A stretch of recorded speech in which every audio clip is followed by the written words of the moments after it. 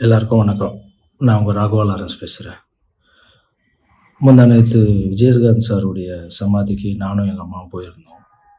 அங்க போயிட்டு அப்படியே விஜயகாந்த் சாரோட வீட்டுக்கு போலான்னு வீட்டுக்கு போனோம். அங்க விஜயகாந்த் சார் ஒய்ஃபு, அப்புறம் சுதீப் சாரு, அப்புறம் அவங்களுடைய 2 பசங்க, அப்புறம் விஜயகாந்த் சார் ஒய்ஃபுடைய சிஸ்டர் இருந்தாங்கன்னு அவங்க இன்ட்ரோடியூஸ் பண்ணாங்க.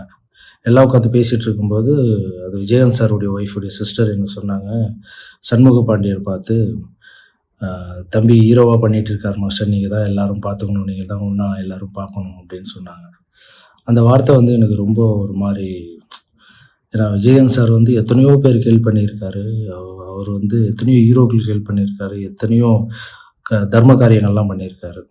அந்த அம்மா வந்து நீங்க தான் இவங்களெல்லாம் பார்த்துக்கணும்னு சொல்லும்போது, அந்த வார்த்தை மட்டும் எனக்கு ஏதோ ரொம்ப ஒரு மாரியா இருந்தது.